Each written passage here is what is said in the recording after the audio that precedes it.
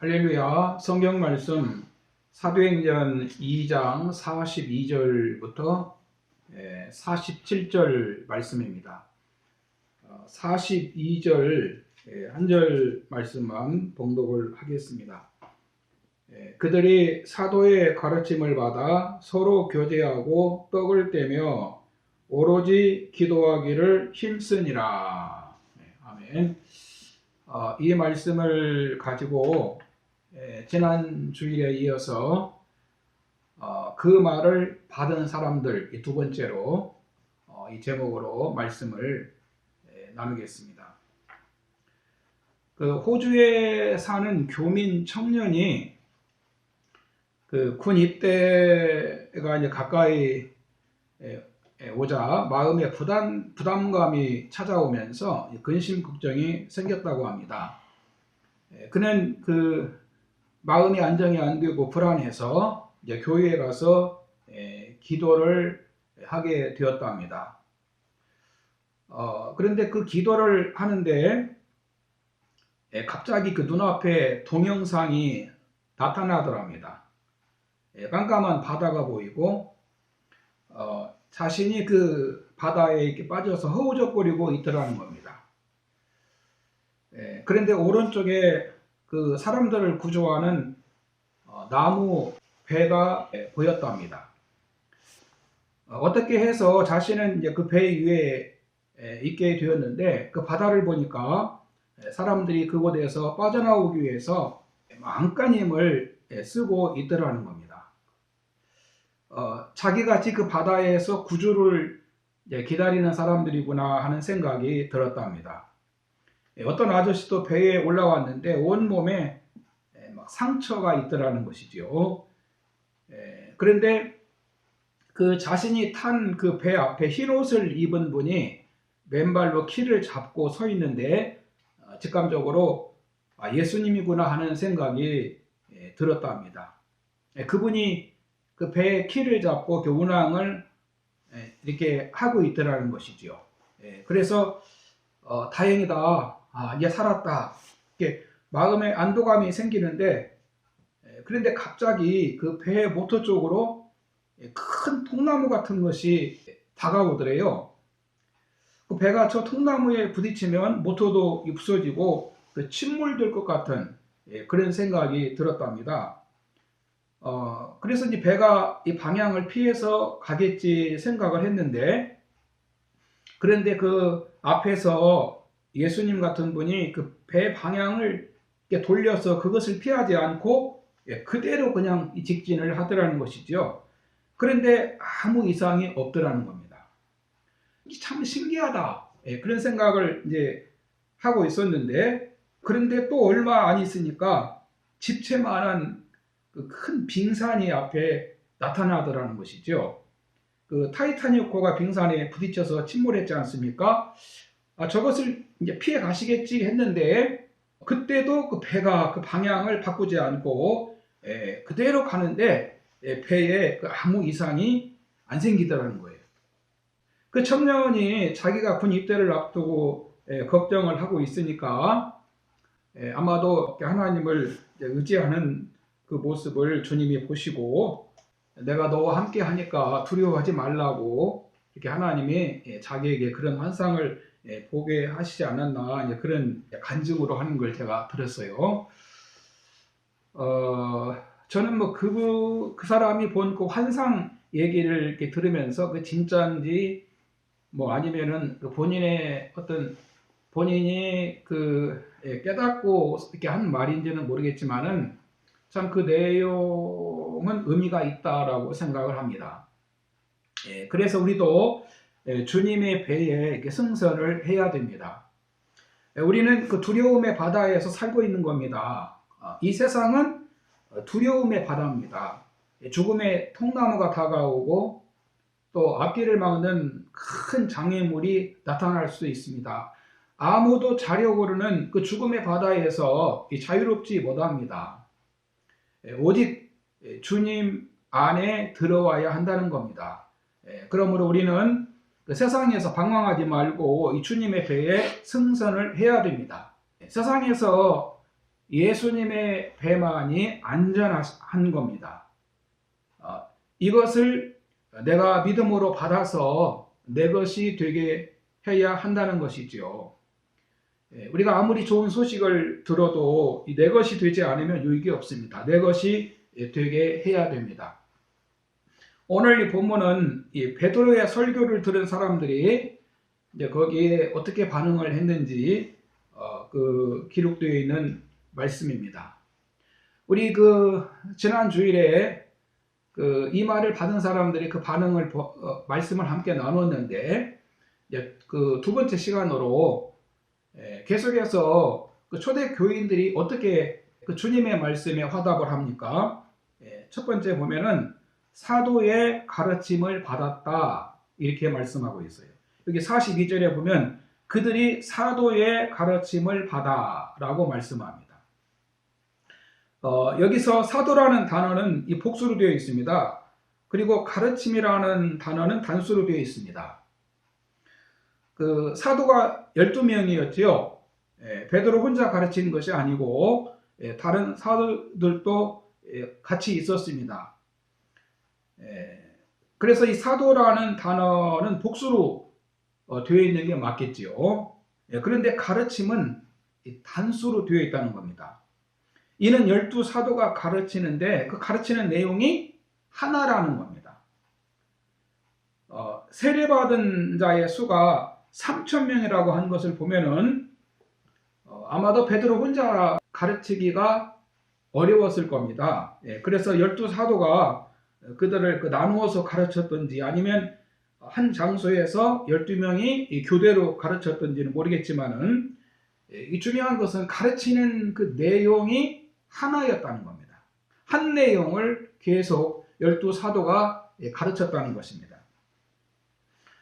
여러분, 12사도가 가르치는 내용이 다르면은 어떻게 되겠습니까? 문제가 생기죠. 베드로가 앞에서 설교한 복음이 약화될 수도 있고 사람들이 마음이 어지러울 수가 있어요. 그래서 성경이 얼마나 정확한지 몰라요. 사도는 복수로 되어 있고 가르침은 단수로 되어 있다는 것이죠. 우리 한국교회도 예전에는 교단 간의 이 강단 교류를 삼가한 적이 있습니다. 장로교는 다른 교단 목사님들을 강단에 이렇게 세우지 않았습니다. 이런 울타리가 지금은 많이 없어졌습니다. 하지만 지금도 가짜 뉴스가 있는 것처럼 조심스럽습니다. 여러분, 가장 안전한 것은 자신이 속한 교회에서 설교를 들으셔야 됩니다. 방송에서 신앙에 유익이 안 되는 소리를 하는 설교도 우리가 들을 수 있어요. 비신자들이 그런 소리 하는 것은 어쩔 수 없겠지만 뭘 좀 아신다는 분이 신자, 비신자도 구분 못하고 아무 소리나 하는 것을 볼 때 유익한 소리가 아닌데 하는 그런 마음이 들 때가 있어요. 믿는 사람과 비신자가 말씀을 듣는 수준이 같습니까? 전혀 다릅니다.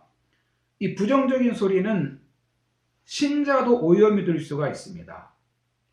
정신세계를 모르는 분들이 아무 소리나 하지 않나 그런 생각도 들 때가 있습니다.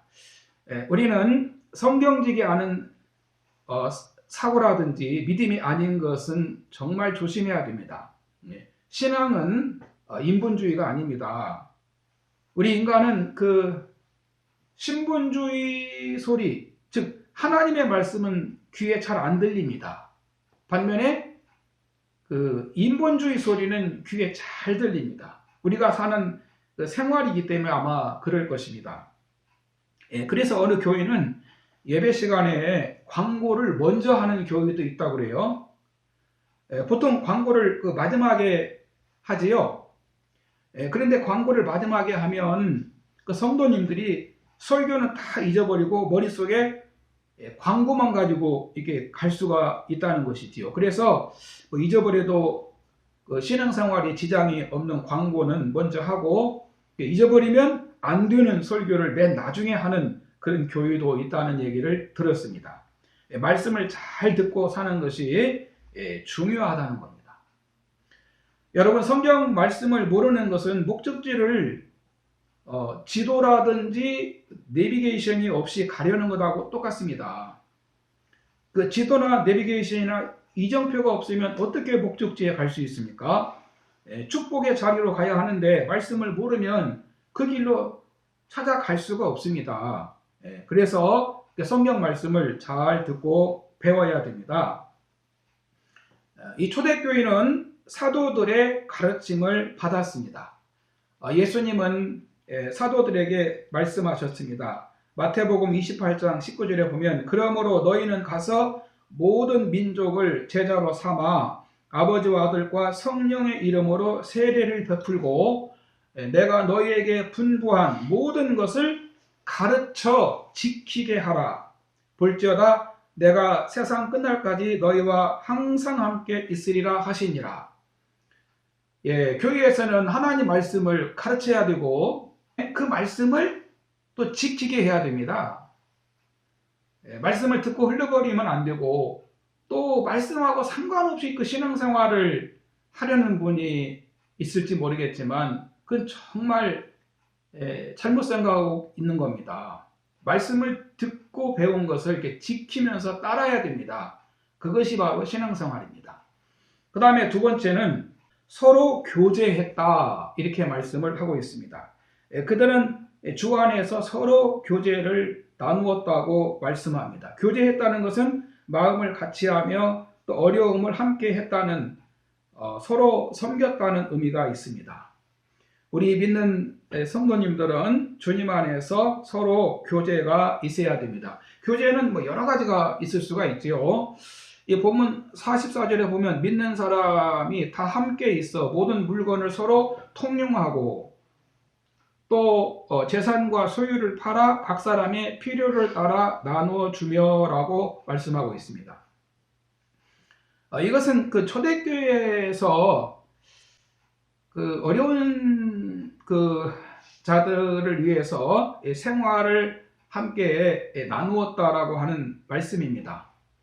왜 이런 일이 있었느냐에 대해서 여러 가지 견해가 있는데, 당시 그 성도들 중에 가난한 사람들이 너무 많아서 생긴 일일 것이다, 그런 설이 하나가 있고, 또 하나는 그 초대교회 성도들이 예수님이 곧 오실 줄 알고 있었다는 겁니다. 그렇지만 이런 견해들이 정확한 해석이라고 볼 수는 없을 겁니다. 여기서 이제 중요한 것은 그 주님의 은혜를 받은 자들이 누가 시키지도 않았지만 스스로 자원해서 어려울 때 그 좋은 일에 참여했다는 겁니다. 그러니까 어떤 그 제도를 만들어 가지고 강제해서 분배를 시행하게 한 것이 아니고 그들이 자발적으로 주님의 복음을 듣고 또 주님의 은혜를 받은 사람들이 자원해서 그 일에 함께 했다는 겁니다. 아나니아와 삽비라를 통해서 우리가 알 수가 있는데요. 그들이 땅을 팔아서 내놓지 않습니까? 그런데 땅값 얼마를 숨겨놓고 다 내놓았다고 거짓말을 합니다. 베드로가 물었어요. 이게 전부입니까? 아닙니다. 절반은 은행에 맡겨놓고 절반만 가져왔습니다. 그렇게 대답을 했다면은 베드로가 뭐라고 했을까요? 너무 정말 애쓰셨습니다. 큰일을 했습니다. 아마 그렇게 얘기했을 거예요. 그런데 절반은 숨겨놓고 모두 다 가지고 왔습니다. 그렇게 거짓말을 합니다. 그러니까 베드로가 그 자리에서 뭐라고 합니까? 네 것을 가지고 네 마음대로 못하고 왜 거짓말로 속이느냐? 이것은 사람을 속이는 것이 아니요 하나님께로다. 그래서 아나니아와 삽비라 부부가 화를 입습니다. 땅값 얼마를 숨겨놓고 왜 다 드리지 않았느냐를 지적하는 것이 아닙니다. 하나님을 경외하지 않고 그 속인 것이 문제가 된다는 것입니다. 그래서 하나님은 그 거짓말을 다스리신 겁니다. 우리 성도들이 정말 어려울 때 주의 은혜 받은 사람들이 정말 십시일반으로 그 어려운 사람들을 살피면서 구제해 주는 것 정말 아름답고 좋은 일인데, 이런 것이 개인에게 부담이 되어서는 안 되고, 정말 순전히 주님의 은혜를 받은 사람들이 그 자원해서 이렇게 하는 것을 하나님은 기뻐하실 줄로 믿습니다. 그런가 하면은 신앙을 위해서 성도 간에 또 교제가 필요합니다. 어거스틴에 대해서 뭐 한 번이라도 얘기 들어보셨겠지만, 그의 삶을 보면은 그 고향 타가스테를 떠나서 상급학교로 지나가기 위해서 마다우라라고 하는 도시로 나갑니다. 그는 그곳 그 이방 도시에 가서 그 이교 신전이 많은 곳에서 알게 모르게 그 이방 문화의 영향을 받아요. 그가 이제 집안 사정으로 고향으로 돌아오지만은 그가 그곳에서 받은 그 영향이 그에게 그대로 나타납니다. 그 어거스틴에게 일탈이 시작이 돼요. 이방 문화에 바람이 들어간 것이지요. 그리고 그가 다시 이제 카르타고에 가서 공부를 합니다. 하지만 어거스틴은 아버지가 교훈하고 어머니가 그렇게 기도해도 완전히 죄악의 수렁에 빠져버립니다. 그 졸업와서 또 만유교에 빠지게 되고, 또 생년월일로 하늘의 별자리를 보고 그 점을 쳐주는 점성술에 빠지게 되고, 모든 사물에는 신이 있다는 범신론에 빠져요. 그래서 어거스틴이 17살 때부터 32살까지 온갖 죄악의 노예가 되어서 끌려다닙니다. 어거스틴은 어려서 교회에 다녔어요. 그런데 그가 그 부모 울타리를 떠나서 넓은 세상으로 나가니까 그냥 그것으로 사정없이 빠져들어요. 그래서 우리 성도가 무엇을 가까이 해야 되고 누구와 교제해야 되는지가 참 굉장히 중요하다는 것이죠. 하지만 어머니의 기도로 어거스틴에게 계속 하나님의 은혜가 함께 하십니다. 어거스틴은 나중에 그 만이교 수장과 대화하면서 만이교가 아니다 하는 것을 깨닫게 됩니다. 그리고 지위에 있는 관료가 이제 어거스틴에게 그 점을 보아달라고 왔어요. 그런데 생년월일을 물어보았는데 자신의 아버지 친구 노예와 생년월일이 같다는 것을 알고 점성술도 맞지 않다는 것을 알게 됩니다. 그 다음에 이 범신론도 이게 틀리다고 하는 것을 어거스틴이 깨닫게 돼요. 만이교도 버리고 점성술도 버리고 그리고 범신론도 아니다라고 하는 것을 어거스틴이 깨달으면서 기독교만 진리다라고 하는 것을 이제 이 어거스틴이 확신을 하게 됩니다. 그런데 어거스틴은 죄의 유혹을 이기지 못해서 괴로워합니다. 신앙으로 바르게 살아보겠다고 결심을 합니다. 그 어머니 강권으로 동거녀를 또 돌려보냅니다. 어머니가 2년 뒤에 결혼할 수 있는 그 약혼녀까지 정해놓습니다. 그런데 그 2년을 참지 못하고 또 어거스틴이 빗나갑니다. 죄를 짓습니다. 그가 알면서도 그 죄에서 빠져나오지를 못해요. 그런 그가 나중에 밀라노의 교회에 나가면서 세상과 거리를 둡니다. 교제를 하던 세상을 멀리합니다. 세상 쫓는 것을 멀리합니다. 그리고 하나님을 가까이 하면서 은혜를 사모합니다. 하나님을 찾으면서 하나님께 죄를 이기게 해달라고 기도하면서 은혜를 사모해요. 그 결과 어거스틴이 새 사람으로 변화되는 것을 볼 수가 있습니다. 우리가 이렇게 누구와 어떻게 교제하느냐가 중요하다는 거예요. 어거스틴 같이 자꾸만 이방 문화에 노출된다든지 불신 친구들하고 어울리다 보면은 죄의 유혹에 빠지게 되고 신앙생활 제대로 할 수가 없어요. 교회와 가까이 하는 것이 얼마나 중요한지 이 어거스틴이 우리에게 보여주고 있습니다. 그래서 이 초대교인들이 서로 교제했습니다. 세 번째는 예배 드리는 일에 힘썼다고 말씀합니다. 여기 본문 42절에 보면 떡을 떼며라고 말씀합니다. 이 떡을 뗐다는 말씀은 예수님께서 제정하신 그 주의 오실 때까지 기념하라고 하신 성찬식을 말합니다. 초대교인은 예배할 때마다 말씀과 성찬이 있었다고 합니다. 그래서 이 떡을 뗐다고 하는 것은 예배 드리는 일에 힘썼다, 그렇게 이해를 할 수가 있습니다. 여러분, 이 주일날은 하나님께 예배드리는 날입니다. 누가복음 6장 5절에 보면 또 이르시되 인자는 안식일의 주인이니라 하시더라. 어떤 그 민중신학자가 TV 토론에 나와가지고 인자를 사람들이라고 그 해석을 잘못했다는 그 얘기를 들었습니다. 여러분, 여기 인자는 우리 인간을 가리키는 말이 아니고 주님이 자신을 가리켜서 하신 말씀입니다. 예수님이 안식일의 주인이시라는 것이죠. 그러므로 우리는 주일을 내 중심으로 사용하지 말고 주님 중심으로 사용을 해야 됩니다. 주일을 하나님께 예배드리는 날로 구별해야 되고 예배드리는 날로 하나님께 드려야 한다는 겁니다. 우리가 주일날 하나님께 예배드려야 다른 날도 우리가 주님 뜻대로 승리의 삶을 살 수가 있습니다. 주일날 하나님도 잊어버리는데 어떻게 다른 날 주님을 찾으면서 제대로 신앙으로 살 수 있겠으며 주님과 함께 살 수가 있겠습니까? 본문 46절에 보면은 날마다 마음을 같이하여 성전에 모이기를 힘쓰고 집에서 떡을 떼며 기쁨과 순전한 마음으로 음식을 먹고라고 말씀하고 있어요. 이 초대교회는 이 두 장소에서 모였지요. 한 번은 날마다 마음을 같이하여 성전에 모이기를 힘썼고, 지금 우리가 이제 이게 교회에서 모이는 것처럼 성전에 모이기를 힘썼다고 했습니다. 그리고 또 교회에서만 모인 것이 아니라 집에서도 떡을 떼며 순전한 마음으로 음식을 먹고 하나님을 찬미했다고 하는 걸 보면 이제 뭐 가정 예배라든지 구역 모임 같은 소모임을 의미한다 이렇게 생각이 듭니다. 교회에서 모이고 집에서 모이고 이 두 가지의 모임을 통해서 하나님을 찬양을 했다는 것입니다.